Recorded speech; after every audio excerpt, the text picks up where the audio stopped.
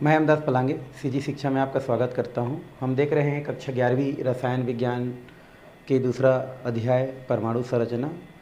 इससे पहले जो वीडियो था उसमें हमने परमाणु जो है संरचना से रिलेटेड बोहर का जो परमाणु मॉडल था उसके बारे में कुछ पॉइंट जो हम लोग उनके द्वारा दिया गया वो देखे थे। साथ ही साथ उनके द्वारा कुछ बातें बताया था, जैसे कक्षा में बोहर की त्रिज्या, ये भी हमने इससे पहले वीडियो में क्या कर दिया था, देख लिया था। आज उसी का दूसरा पॉइंट है बोहर के जो भी परमाणु मॉडल से रिलेटेड, और वो है हमारा विभिन्न कक्षाओं में विद्यमान इलेक्ट्रॉनों की ऊर्जा। विभिन्न कक्षाओं में जो इलेक्ट्रॉनिक की ऊर्जा होती है, विभिन्न कक्षाओं में आपको पता है भाई कि जो परमाणु होता है उसमें नाभिक होता है, फिर पहला कक्षा, फिर दूसरा कक्षा, फिर ये तीसरा कक्षा होता है। तो इन कक्षाओं में उपस्थित जो इलेक्ट्रॉन की ऊर्जा है उनको हम यहाँ पर किस प्रकार से क्या करते हैं, दर्शाते हैं, किस प्रकार से प्राप्त करते हैं, वो हम इस टॉपिक में क्या करने वाले हैं, देखने वाले हैं।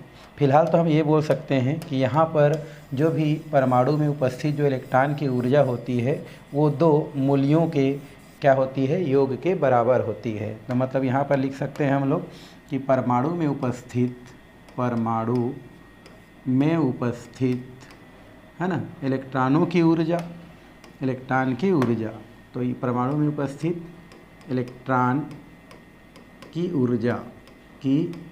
ऊर्जा दो मूल्यों का योग होती है, दो मूल्यों का क्या होती है, हमारी योग होती है।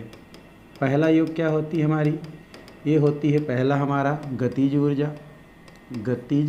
ऊर्जा जिसे 1/mv² से दर्शाई जाती है। तो पहला होती है इसमें भाई गतिज ऊर्जा, और दूसरा होती है हमारी स्थितिज ऊर्जा। तो ये हमारा जो भी इलेक्ट्रॉन की ऊर्जा होती है वो दो मानों के योग के बराबर होती है। पहली होती है गतिज ऊर्जा और एक होती है हमारी स्थितिज ऊर्जा। तो यहाँ पर जो क्या होती है, जो गतिज ऊर्जा होती है, गतिज ऊर्जा का जो मान होती है वो डिपेंड करती है हमारा, इसके मान को दर्शाई जाती है 1/2mv² से दर्शाई जाती है। किसे दर्शाई, जैसे इसे 1/mv² से दर्शाई जाती है। और एक होती है नाभिक से r दूरी पर स्थित, है ना, नाभिक से r दूरी पर स्थित जो क्या होती है, स्थितिज ऊर्जा, या नाभिक से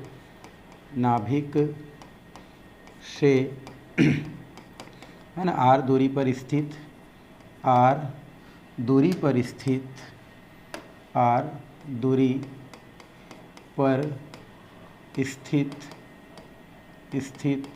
इलेक्ट्रॉन की स्थितिज ऊर्जा, इलेक्ट्रॉन की क्या देखेंगे हम लोग, स्थितिज ऊर्जा। तो ये हो गया इलेक्ट्रॉन और ये हो गया स्थितिज ऊर्जा, और इसको दर्शाई जाती है -JD²/r से। तो ये चूँकि क्या होती है, इलेक्ट्रॉन की गतिज ऊर्जा होती है जिसको 1/2mv² से दर्शाई जाती है, और ये उसकी स्थितिज ऊर्जा होती है जिसको जो है आपका ZE²r से दर्शाई जाती है। कल भी हम लोग देखे थे, जैसे ये परमाणु था, ये हमारा क्या था, नाभिक था, नाभिक में धन चार्ज था, इसकी दूरी क्या था हमारा r था, और इसको दर्शाए थे E से, जिसको दर्शाने के लिए हम लोग जो है JD और यहाँ पर R के लिए थे। तो ये स्थितिज ऊर्जा को प्रदर्शित करता है। क्योंकि ये ऊर्जा इलेक्ट्रॉन का है, अर्थात गतिज ऊर्जा भी इलेक्ट्रॉन का है, स्थितिज ऊर्जा भी इलेक्ट्रॉन है, तो टोटल ऊर्जा जो होती है, कुल ऊर्जा होती है वो En से दर्शाई जाती है, और ये जो मान होती है वो 1/2mv² माइनस किसके बराबर होती है हमारा, ये हो जाती है ZE²/r से क्या की जाती है, इस प्रकार से इसको दर्शाई जा सकती है। कुल ऊर्जा को क्या करती है, प्रदर्शित करती है। किसकी कुल ऊर्जा को भाई, इलेक्ट्रॉन की कुल ऊर्जा को। तो ये गतिज ऊर्जा हो गया, स्थितिज ऊर्जा हो गया, और इन दोनों ऊर्जा का मान क्या होती है, उनके दोनों ऊर्जाओं के कुल योग के बराबर होती है।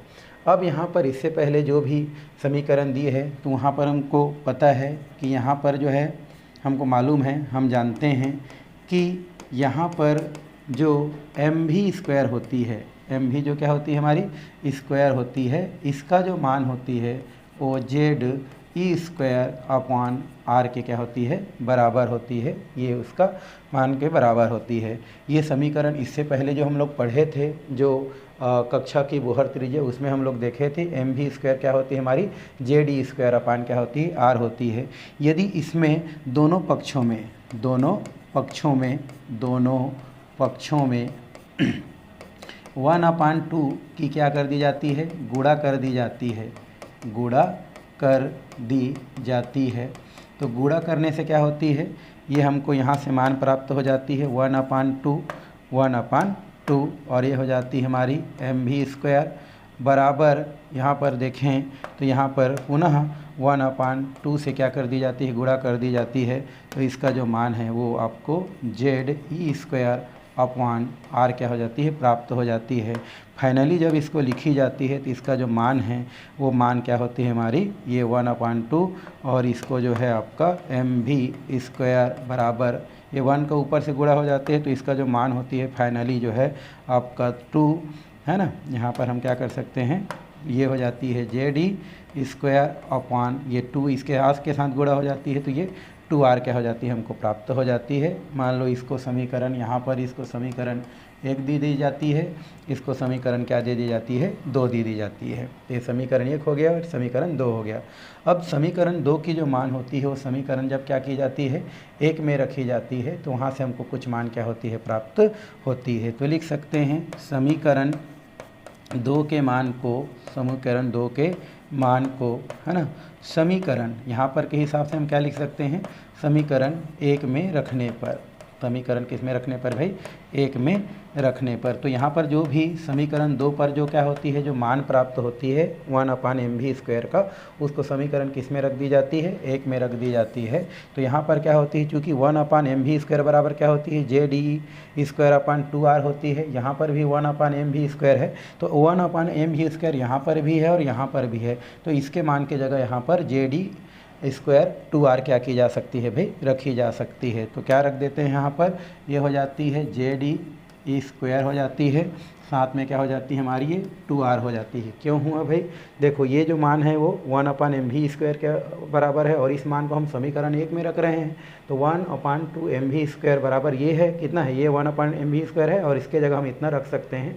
तो इसके जगह ये जो आपको दिख रहा है, इसके जगह हम लोग कितना रख दिए, ZE²/2r को क्या कर दिए, हम लोग रख दिए, जो कि यहाँ पर दिया गया है। अब यहाँ पर क्या हो जाती है, फिर माइनस में चली जाती है, ये हो गया हमारा माइनस, और इस तरफ क्या होती है हमारी, ये होती है ZE² क्या होती है हमारी, r होती है।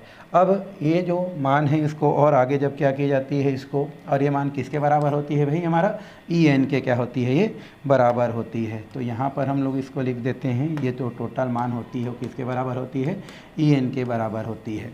अब यही वाला जो समीकरण है जब उसको आगे सॉल्व की जाती है तो इनको तिर्यक गुणा की जाती है, r को इसके साथ और इसको इसके साथ, तो ये हो जाती है r, और यहाँ पर जो है तिर्यक गुणा किसका कर दी जाती है, r हो गया, और ये हो जाती है ZE² इसके साथ, और यहाँ पर क्या हो गया माइनस, और उसके बाद यहाँ पर क्या बचा है, इसका भी तिर्यक गुणा कर दी जाती है तो ये हो जाती है 2r, यहाँ पर क्या हो जाती है भाई, ये 2r हो जाती है, और इसका भी तिर्यक गुणा किसके साथ कर दी जाती है, हमारा ZE² के साथ कर दी जाती है।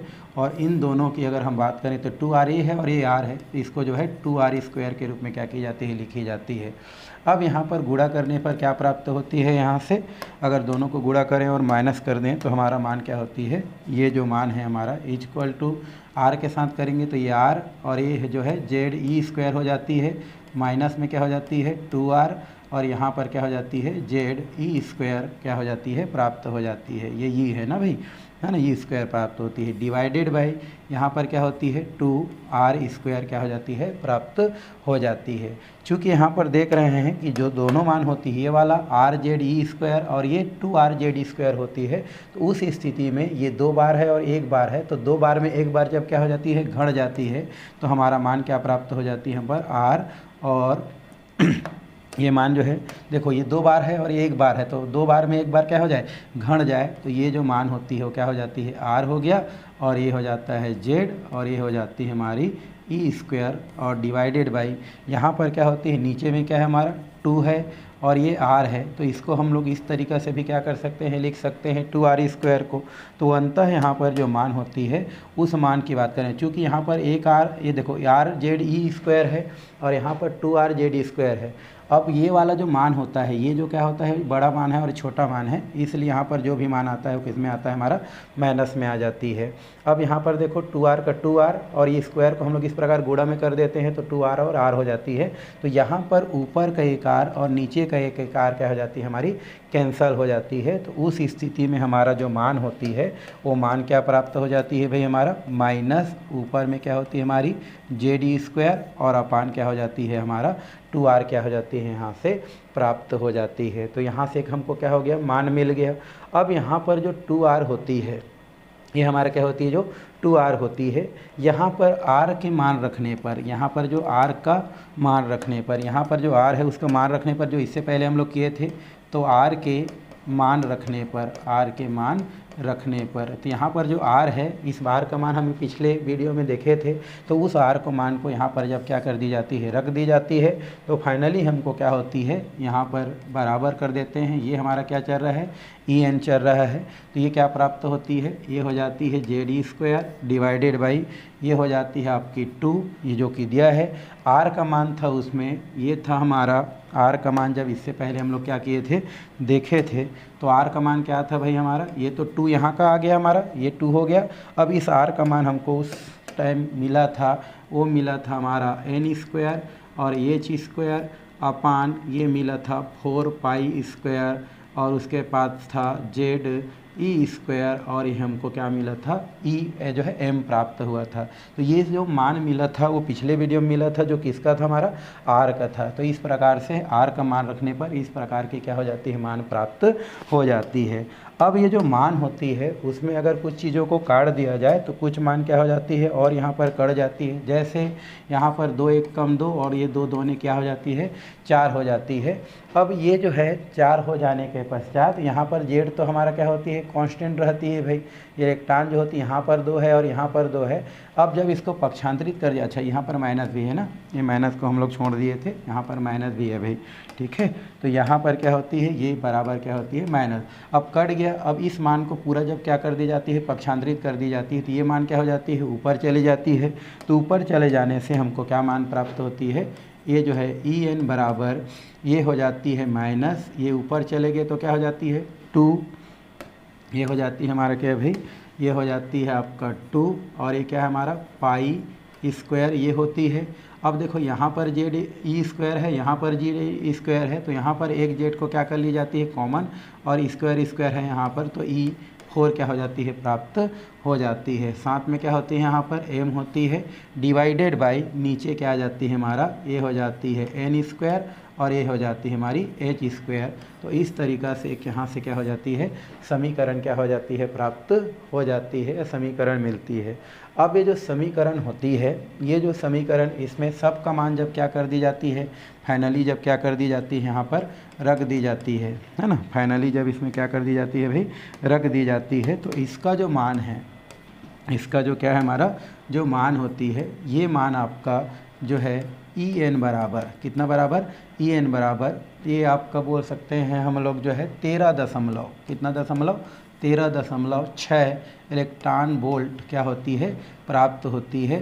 किसका मान रखने पर, ये πr2 से गुणा करो, z तो कांस्टेंट है, E का मान, F का मान, H का मान सब याद रखने पर, सब का मान रखने पर ये 13 कितना होती है, 6 इलेक्ट्रॉन वोल्ट क्या होती है, हमारा मान प्राप्त होती है। और डिवाइडेड बाई क्या होती है हमारी n² क्या हो जाती है, प्राप्त हो जाती है। तो ये जो हमारा जो मान प्राप्त होती है वो इलेक्ट्रॉन क्या होती है, वोल्ट के रूप में क्या होती है, प्राप्त हो जाती है। तो इस तरीक़ा से हमको फाइनली यहाँ पर क्या हो जाती है, जो भी इलेक्ट्रॉन की क्या है ऊर्जा है विभिन्न कक्षाओं में, उसके लिए फाइनली क्या होती है, सूत्र प्राप्त होती है। जहाँ पर जो n होती है वो n क्या होती है, हमारा कक्षकों की संख्या को क्या करती है, प्रदर्शित करती है। यहाँ पर मान लेते हैं कक्षकों की संख्या जो है 1 ले ली जाती है ना, क्योंकि यहाँ पर अगर हाइड्रोजन के लिए अगर क्या की जाती है, इसको दर्शाई जाती है, तो उस स्थिति में जो Z का जो मान होती है वो Z का मान कितना होती है, हाइड्रोजन के लिए 1 होती है, तो वहाँ पर 1 रख दी जाती है। तो 1 का घात क्या होती है हमारी, 1 के घात में अगर यहाँ पर 1 रखें तो 1 ही प्राप्त होती है। तो उस स्थिति में इसको अलग अलग कक्षकों के लिए क्या की जा सकती है, ज्ञात की जा सकती है। जैसे यहाँ पर अगर E1 के लिए ज्ञात की जाती है तो उस स्थिति में 13 कितना होती है, 6 इलेक्ट्रॉन वोल्ट पर हमारी कक्षा क्या हो जाती है, कोष में क्या हो जाती है, प्राप्त हो जाती है। मतलब E1 करेंगे तो 13.6 इलेक्ट्रॉन वोल्ट पर कक्षा के हिसाब से होती है। उसी प्रकार अगर E2 किया जाए तो यहाँ पर ये -13 कितना होती है, 6 डिवाइडेड बाई 2 होती है। तो उस स्थिति में इसको काट दिया जाए तो 2 तिया कितना हो जाती है हमारी, 2 छक्का 12 बोल सकते हैं। तो यहाँ पर हम देखें तो यहाँ पर इसको इस प्रकार से क्या की जा सकती है, ज्ञात की जा सकती है। तो आगे अगर हम इसका मान क्या करते जाएँ, रखते जाएँ, जैसे E1 रखते हैं तो इतना हमको क्या होती है, 13.6 इलेक्ट्रॉन वोल्ट पर ऑर्बिटल क्या होती है, हमको प्राप्त होती है। उसी प्रकार E2 का मान रख दिया जाए, E3 का मान रख दिया जाए तो वैसे वैसे उसका मान क्या होती जाती है, आपकी बढ़ती जाती है। और इसका मान जो है 2 रखेंगे तो 2 से भाग दी जाती है, 3 रखेंगे तो 3 से, 4 रखेंगे तो 4 से, 5 रखेंगे तो 5 से। इस प्रकार से इसकी जो है एनर्जी क्या की जा सकती है, इस सूत्र के द्वारा जो है ज्ञात की जा सकती है। तो अंततः जो भी हमारी कक्षक की जो एनर्जी होती है वह एनर्जी हमको माइनस चार्ज में ही क्या होती है, प्राप्त होती है या प्राप्त की जा सकती है ना। जैसे यहाँ पर हो गया तो यहाँ पर 13 कितना हो जाती है, 6/2 हो जाती है। या इधर हम 13.6 क्या देखें, 3 हो जाती है। तो इलेक्ट्रॉन पर वोल्ट हमारी ये जो है ऊर्जा जो है क्या होती जाती है, प्राप्त होती जाती है। तो इस तरीक़ा से इस सूत्र के माध्यम से जो भी हमारी कक्षा होती है उस कक्षक की एनर्जी जो है ना, निकाली जा सकती है, प्राप्त की जा सकती है। तो इस तरीक़ा से ये व्यंजक के द्वारा क्या होती है, ये जो मान होती है वो क्या होती है भाई, प्राप्त होती है। अब हम जो है आगे इससे रिलेटेड कुछ बातें दी गई है उसको जो है देखते हैं भाई। आगे यहाँ पर दिए है ऊर्जा का जो मान होती है वो ऋणात्मक में क्या होती है, प्राप्त होती है। ऋणात्मक में प्राप्त होती है कहने का मतलब ये है कि हम इससे पहले देखें कि सब मान क्या होती है, ऋणात्मक में प्राप्त होती है। ऋणात्मक में प्राप्त होने के पीछे कारण ये होती है कि यहाँ पर जो nth कक्षा होती है, अब कक्षकों की संख्या क्या होती जाती है, बढ़ती जाती है। तो उस स्थिति में क्या होती है, नाभिक से जो इलेक्ट्रॉन के बीच की दूरी होती है वो क्या होती जाती है, जैसे जैसे कक्षा बढ़ती जाती है वैसे वैसे क्या होती जाती है, नाभिक से इलेक्ट्रॉन के बीच की दूरी भी क्या होती है, बढ़ती जाती है। जिससे यहाँ पर लगने वाला जो आकर्षण बल होती है, कौन सा बल, आकर्षण बल जो होती है, उस आकर्षण बल का मान क्या होती जाती है, क्रमशः जो है कम होती जाती है, कम होती जाती है, कम होती जाती है। और इस वजह से वो कमी को क्या करती है, प्रदर्शित करती है। आकर्षण क्या होती जाती है आपकी, कम होती जाती है ना। तो यहाँ पर बोल रहा है कि ऊर्जा का ऋणात्मकता मान का मतलब यही होता है कि हम जितना भी अभी मान किए हैं वो ऋणात्मकता में क्या होती है, प्राप्त होती है। और ऋणात्मकता में मान प्राप्त होने के पीछे कारण होती है कि यहाँ पर क्या होती है, इलेक्ट्रॉन और नाभिक के बीच की दूरी क्या हो जाती है आपकी, बढ़ती जाती है। और इस प्रकार कही जा सकती है कि अनंत जो भी हमारा क्या होता है, हमारा एनर्जी पर या जो है अनंत जो क्या होता है कक्षक होती है, उस कक्षक पर फिलहाल इलेक्ट्रॉन की ऊर्जा जो है क्या होती है हमारी, शून्य की क्या होती है आपकी, बराबर होती है। मतलब जैसे जैसे कक्षा बढ़ती जाती है उस स्थिति में उसका एनर्जी भी क्या होती जाती है, कम होती जाती है। क्योंकि इलेक्ट्रॉन की दूरी बढ़ने से उसके आकर्षण क्या होती जाती है, कम होती जाती है। और जैसे ही इलेक्ट्रॉन को क्या की जाती है, नाभिक के पास लाई जाती है, वैसे वैसे वैसे क्या करती जाती है, वो नाभिक से आकर्षित होती जाती है। लेकिन साथ ही साथ वो ऊर्जा को भी क्या करती जाती है, उत्सर्जित करती जाती है। और इस स्थिति में ऊर्जा में क्या होती है, उसकी हानि होती है, कमी होती है। और इसी वजह से उसका मान को किस में दर्शाई जाती है, ऋणात्मक मान में क्या की जाती है, दर्शाई जाती है। तो इस तरीक़ा से इसमें इतना ही बात क्या की जा सकती है, बोली जा सकती है। कुछ और बातें हैं जो इसमें जो है क्या की जा सकती है भाई, बताई जा सकती है। वो बात क्या है, हमारा बोहर के परमाणु सिद्धांत के आधार पर, बोहर के परमाणु सिद्धांत के आधार पर हाइड्रोजन परमाणु के उत्सर्जन स्पेक्ट्रम। इससे पहले हम लोग हाइड्रोजन स्पेक्ट्रम पढ़े थे, आपको मैं बताया था कि यदि किसी जो है हमने हाइड्रोजन को क्या लिया था, एक विसर्ग नली में लिया था और उसमें से जो भी निकलने वाला विकिरण था, जब उसको जो है प्रिज्म से गुजारा था तो उसमें अलग अलग इस प्रकार से जो है तरंग दैर्ध्य प्राप्त हुआ था, जिसको हाइड्रोजन स्पेक्ट्रम कहा गया था।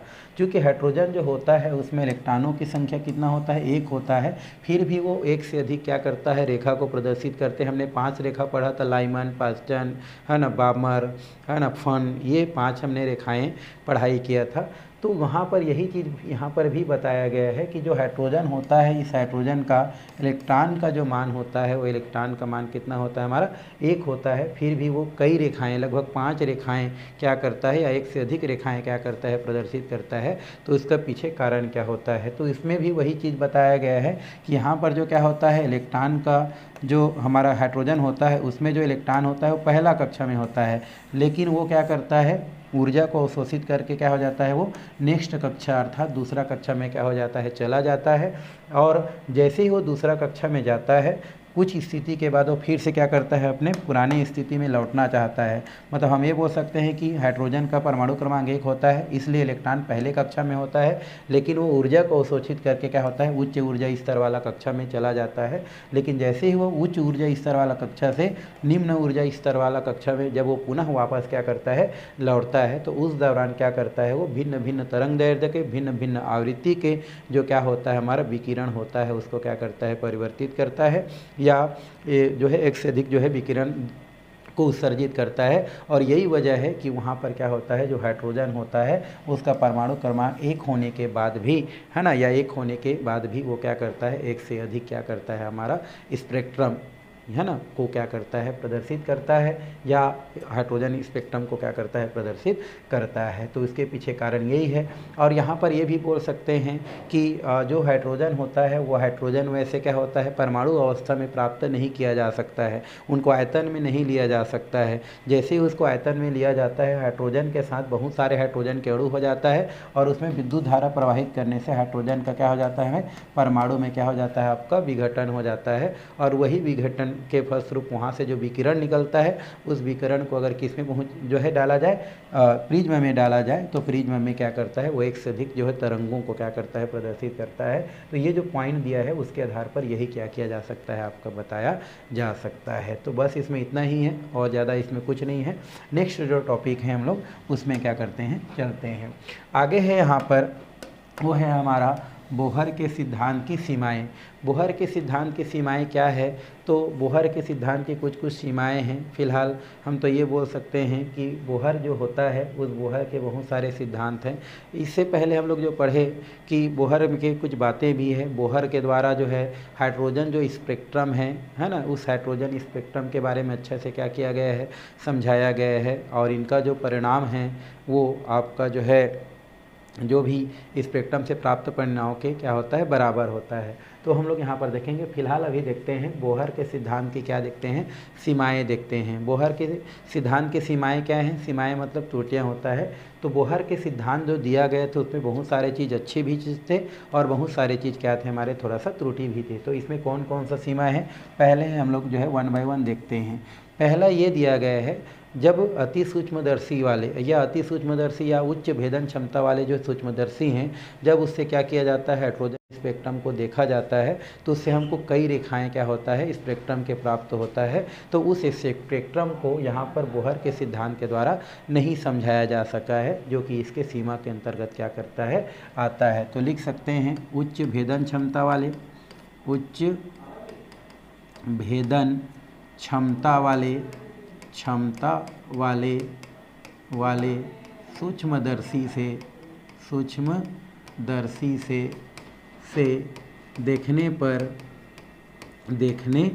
पर हाइड्रोजन के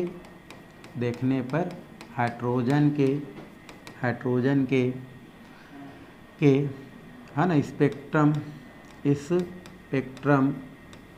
के कई रेखाएं क्या होता है भाई, दिखाई देता है।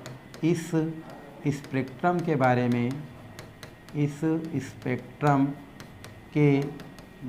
में है ना, बोहर के परमाणु मॉडल में कोई जानकारी नहीं दिया गया है।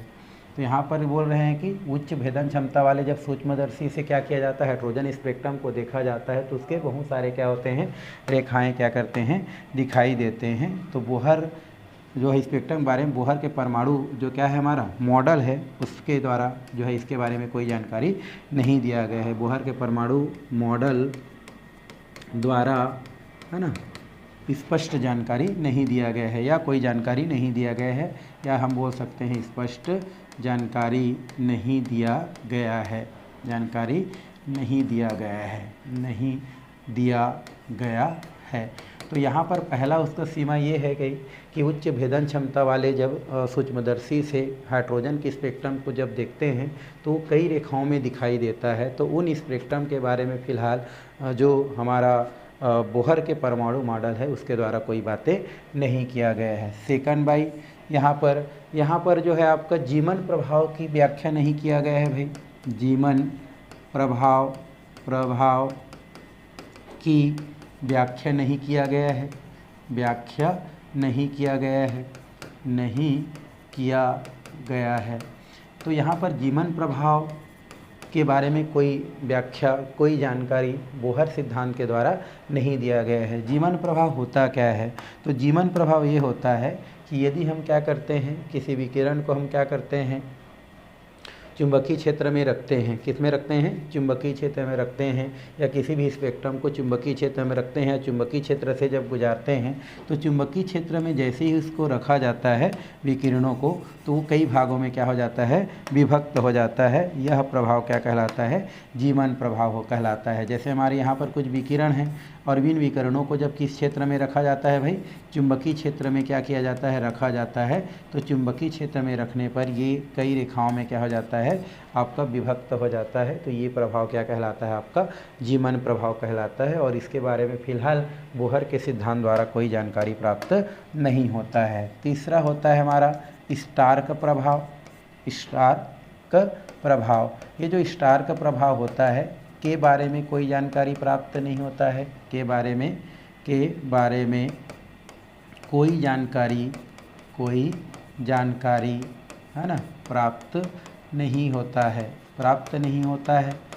अब यहाँ पर स्टार का प्रभाव क्या होता है भाई? तो स्टार का प्रभाव भी ऐसा है, यदि विकिरण को है ना या किसी प्रकाश को अगर हम क्या करते हैं, चुंबकीय क्षेत्र के अलावा विद्युत क्षेत्र में रखते हैं, है ना, विद्युत क्या होता है, जो क्षेत्र रखते हैं, तो उस क्षेत्र में भी क्या होता है, उन विकिरणों का कई भागों में क्या हो जाता है, आपका इस प्रकार से कई भागों में वो बढ़ जाता है। जैसे ही विकिरण को हम क्या करते हैं, विद्युत क्षेत्र में रखते हैं, वो कई रेखाओं में क्या हो जाता है, विभक्त हो जाता है। इस प्रभाव को हम क्या बोलते हैं, स्टार्क प्रभाव कहते हैं। तो इनके बारे में भी फ़िलहाल कोई जानकारी नहीं दिया गया है।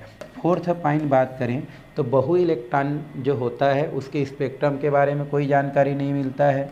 बोहर द्वारा या बोहर के परमाणु मॉडल, है ना, परमाणु मॉडल द्वारा है ना बहु इलेक्ट्रॉन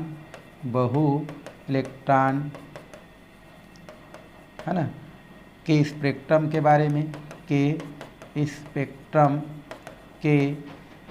में कोई जानकारी नहीं मिलता है, के बारे में कोई जानकारी नहीं मिलता है, कोई जानकारी नहीं मिलता है भाई, नहीं मिलता है। मतलब यहाँ पर क्या होता है हमारा कि बहु इलेक्ट्रॉन वाले जो क्या होते हैं, हमारे जो भी विकिरण होते हैं उसका जो भी स्पेक्ट्रम होता है, फ़िलहाल उससे रिलेटेड कोई जानकारी जो है बोहर के परमाणु मॉडल द्वारा नहीं दिया जाता है। तो ये कुछ पॉइंट है हमारा। जैसे उच्च भेदन क्षमता वाले सूक्ष्मदर्शी से जब क्या करते हैं, जो भी हाइड्रोजन की स्पेक्ट्रम को देखते हैं तो उससे कई रेखाएं वहाँ से हमको क्या होता है, दिखाई देता है। फ़िलहाल इसके बारे में बोहर के द्वारा कोई जानकारी नहीं दिया जाता है। जीवन प्रभाव के बारे में कोई जो है जानकारी नहीं है। जीवन प्रभाव क्या होता है, किसी प्रकाश को, किसी विकिरण को यदि चुंबकीय क्षेत्र में क्या किया जाता है, रखा जाता है, ले जाया जाता है, तो वो कई रेखाओं में विभक्त हो जाता है, कई पतली रेखाओं में बढ़ जाता है। ये जीवन प्रभाव कहलाता है। इसके बारे में कोई जानकारी नहीं है। स्टार का प्रभाव के बारे में भी कोई जानकारी नहीं भाई। स्टार का प्रभाव क्या होता है कि किसी विकिरण, किसी प्रकाश को अगर हम विद्युतीय क्षेत्र में रखते हैं तो उस क्षेत्र में भी वो क्या होता है, वहाँ पर कई रेखाओं में, कई भागों में क्या हो जाता है, बढ़ जाता है। ये आपका स्टार का प्रभाव कहलाता है। इसके बारे में भी जो हमारा बोहर के परमाणु मॉडल है उसके द्वारा कोई जानकारी नहीं मिलता है। और यहाँ पर बोहर के परमाणु मॉडल द्वारा बहु इलेक्ट्रॉन का जो स्पेक्ट्रम है, बहु इलेक्ट्रॉन वाले मतलब जिसमें एक से अधिक इलेक्ट्रॉन होता है, ऐसे जो हमारे क्या होते हैं जो परमाणु हैं या ऐसे जो हमारे विकिरण हैं, जब उसका स्पेक्ट्रम प्राप्त करते हैं तो उसके बारे में फ़िलहाल कोई जानकारी नहीं देता है। इसके अलावा अगर हम 5th पॉइंट की बात करें तो हम जानते हैं कि बोहर के अनुसार इलेक्ट्रॉन उन्हीं कक्षाओं में क्या करता है, रोटेट करता है, जिसमें कोणीय संवेग का मान क्या होता है हमारा 2 पाई जो है r है ना, या h/2 पाई क्या होता है, r होता है। हम कल देखे थे यहाँ पर h/ क्या होता है हमारा 2 पाई, ये जो होता है इसको जिसको हम भी r से क्या करते हैं, दर्शाते हैं, जिसे कोणीय संयोग करते हैं, उनका पूर्ण गुणज होता है। कहने का मतलब ये होता है कि जो इलेक्ट्रॉन होता है वो इलेक्ट्रॉन नाभिक के चारों ओर कोणीय संवेग का पूर्ण गरज होता है, मतलब वहीं पर क्या करता है, वो रोटेट करता है। इसके बारे में फ़िलहाल कोई जानकारी नहीं दिया है। तो यहाँ पर लिख सकते हैं कि इलेक्ट्रॉन है ना, इलेक्ट्रॉन नाभिक के चारों ओर, नाभिक के कौन सा भाई हमारा, चारों ओर नाभिक के चारों ओर उन्हीं कक्षाओं में क्या करता है, चक्रण करता है जिसमें है ना कोणीय संवेग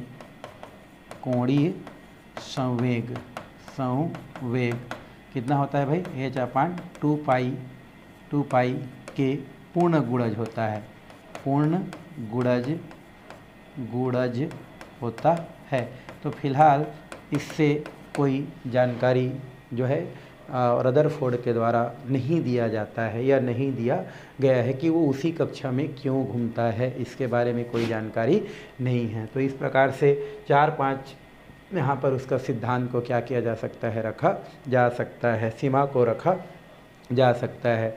और भी इसमें दिया गया है, जैसे आप 6वां पॉइंट लिखना चाहेंगे तो लिख सकते हैं कि जो बोहर जो परमाणु मॉडल है उसके द्वारा आपका एक हाइजेनबर्ग का अनिश्चितता सिद्धांत है, एक डी ब्रांगली का हमारा जो है नियम है ना, व्यंजक है, डी ब्रांगली का नियम है ना। उसके अलावा और भी जानकारी हैं। इसके लिए फ़िलहाल जो है आपके बोहर जो सिद्धांत है या बोहर का जो परमाणु सिद्धांत है उसमें कोई जानकारी नहीं दिया गया है। तो इस तरीक़ा से बोहर के जो सिद्धांत है उसकी सीमा को क्या किया जा सकता है, इन पॉइंटों के आधार पर बताया जा सकता है। तो ये तो हो गया, क्या हो गया भाई, हमने पहले बोहर का जो है परमाणु मॉडल की कौन कौन से बातें हैं वो देखा, फिर बोहर के परमाणु मॉडल की एक उपलब्धियाँ देखा जिसमें हमने कक्षा की बोर त्रिज्या देखा, उसके बाद विभिन्न कक्षाओं में इलेक्ट्रॉनों की ऊर्जा को देखा, उसके बाद जो है उसका ऋणात्मक भाग क्यों होता है उसको देखा, उसके अलावा यहाँ पर बोहर के जो भी परमाणु मॉडल की जो सीमाएं था उनको भी देखा।